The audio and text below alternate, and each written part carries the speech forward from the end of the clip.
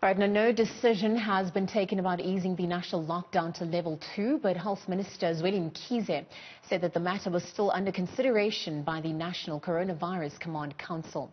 Now, we know that the President will meet with the Premiers this morning as level 3.5 officially expires today. But should the country be moving into level 2 at this stage? Now, to discuss this, I'm joined by political analyst Ongama Mtimka.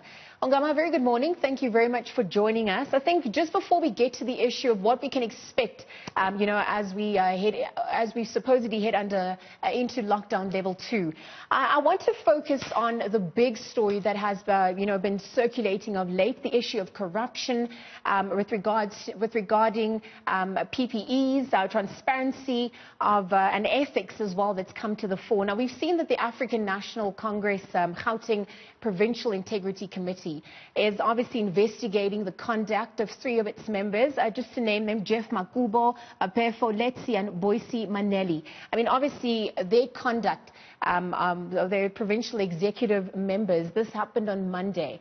Now, in terms of the role, the relevance of the committee, and also just their willingness to engage and actually follow through on potentially what could arise, what do you think is the effectiveness of this Integrity Commission during these unprecedented times? So the Integrity Commission of the ANC is a trial and error organization, which in its first term, it was recognized that it had failed to protect the organization. And part of the reason why they had failed was because they didn't have enough powers to act within the party. In the conference in Nasrec, the attempt was made to try and change this by giving it a lot more powers. But what we have seen in terms of the latest reports are that the top 6, even though they have received some reports from the Integrity Commission, they have elected not to take those forward and into the NEC, which has obviously seen the Integrity Commission reportedly writing a letter to them to try and challenge why they are sitting on those reports. But what this means is that still the ANC still finds itself in a situation where the Integrity Commission still finds itself in a situation where it's still not achieving its purpose because of what we call political accommodation. So the extent to which action can be taken on its reports is limited because the configuration of power within the party frustrates any attempts to try and make its senior leaders accountable. So it wouldn't be generally successful either when it comes to taking action in the rest of the party when you have a divided senior leadership. So speaking of that division, but moving perhaps onto another case that's obviously also made the rounds. We've heard of the Gauteng Health MEC Vandile Masuku, presidential spokesperson Kusela Diko, as well as Mr. Masuku's wife. You've been implicated in the multi-million rand PPE contract tender. Now just looking at the issue of how these decisions are made, and ultimately, who affords the issuance of these contracts, the issues and of ethics that surround that. I mean, what's emerging on that front as we also await a verdict? So you see inconsistencies here in the ANC's behavior.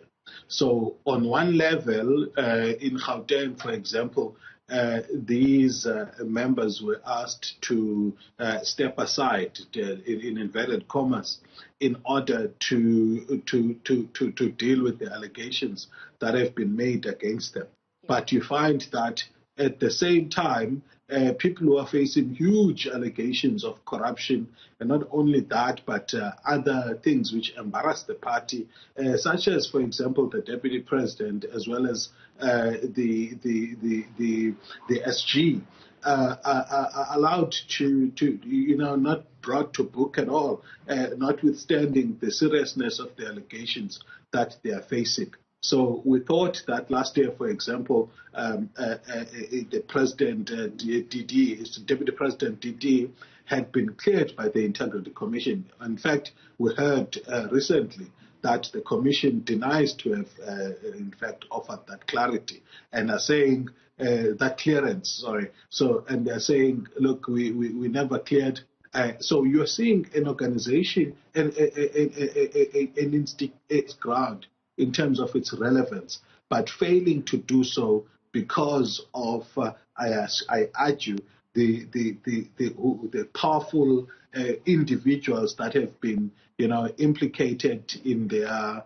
In fact, the list was fairly long. I think it was 22 implicated individuals who happen to be very powerful to be done anything about.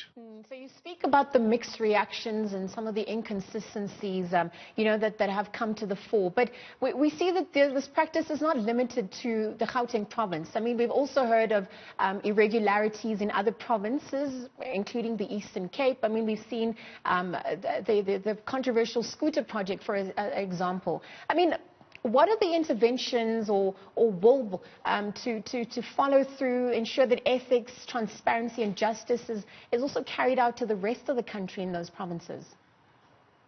So at a party political level, obviously there is no hope there for the ANC to do the correcting that its leaders talk about.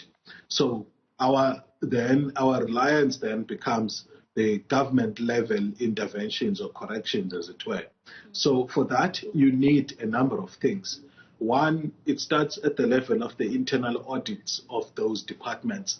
What follows it are the audits of the Auditor General or the special forensic investigations that get to be commissioned in various provinces or municipalities throughout the country. Now, what you find is that once those have taken place, they actually, once the report has been produced and politicians have been implicated, sometimes action is taken depending on the power of the individuals implicated. Sometimes it gets taken and there's a backlash, as in the case of Sandile Gumede, but in other times there's no action at all. What the level that follows after that is also the criminal justice system, where there ought to be investigations conducted by the Hawks and the NPA, the police, but we've seen that arrests will be made, for example, as was the case in the Eastern Cape municipality this week. But generally, the follow-through that you're talking about doesn't happen, so that prosecution happens and happens timeously.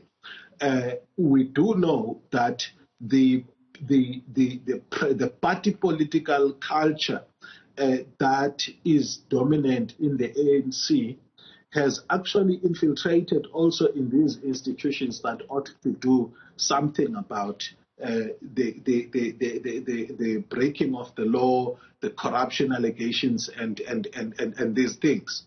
But you find that those fail to happen because of the politicization of these offices. So we are in a deep crisis, and it seems to me that people like Shamila Patoyi, who have been appointed with very impressive CVs, are failing to actually address this challenge that we're facing in the country of impunity.